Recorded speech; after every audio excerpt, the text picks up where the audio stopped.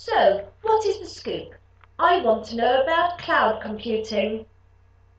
Cloud computing is a growing service that enables users to access a multitude of services on a subscription or pay-per-use basis.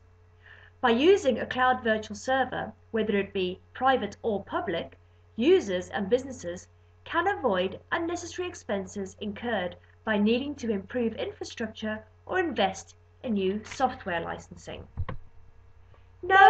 No. Boring. Just tell me what it is. Okay, let's look at it another way.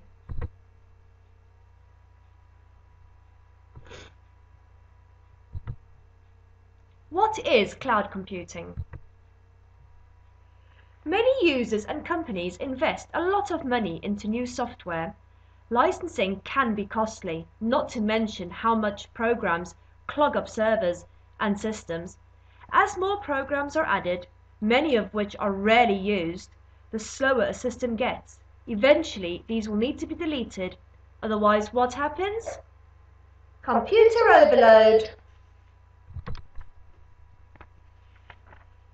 Now imagine being able to clear your computer of most of the data and storing it all on a cloud. Awesome. Now what? By using this virtual server, the data and software stored can be accessed by a range of devices. This means that you only need to use what you need when you need it. In the same way, you can save documents to the cloud, making file sharing simpler and ensuring you are able to access all your files anytime, anywhere. All you need is an internet connection.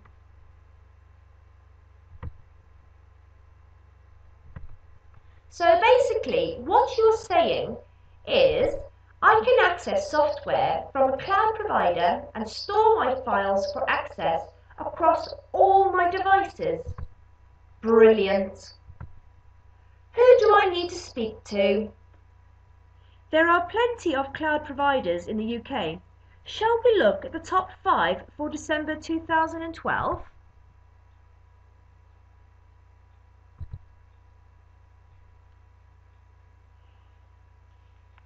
Cloud computing in the UK has some way to go before being comparable to the US services. These 5 have, however, been voted in by UK users.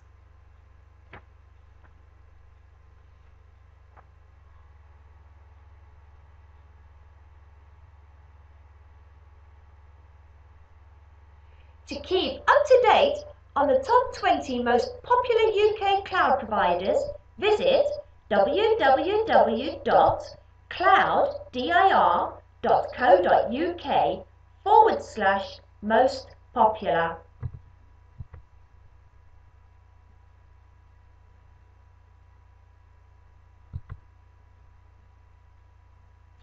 I am interested in cloud for my business, but I am worried about security. What should I do? There are plenty of providers that can provide you with adequate business solutions. Let's have a look at Cisco. In December 2012, Cisco launched their Cisco Domain 10 framework, which highlights 10 critical areas that are essential when considering a cloud server. The first domain identified is the facilities and infrastructure domain. It is the most important as it serves as the base or foundation for the server. The next domain is the virtualization and abstraction. This encourages the business to compartmentalize work that can be virtualized and that can't, to ensure that efficiency is maximized. The third domain looks at automation and orchestration by providing businesses with the ability to automate services, network and storages, thus cutting time from procurement and installation of software. The user portal is the fourth domain and provides users with a portal through which to request IT resources. The service catalog and management domain maintains the list of resources available to the user, whilst the service financial management domain enables the business to charge the user a subscription or a pay-as-you-use for services provided. The seventh domain is the platform domain, where software is maintained. This domain can also be used by programmers for development and testing purposes. The application domain maintains all the business applications, virtual desktops, and collaborative tools required by employees. As with all new services, there are new security risks. These need to be considered, and adequate risk assessments need to be carried out and addressed. Finally, the process and governance domain. However, it is very essential, as if these areas are not adequately addressed, the result could be cloud server failure.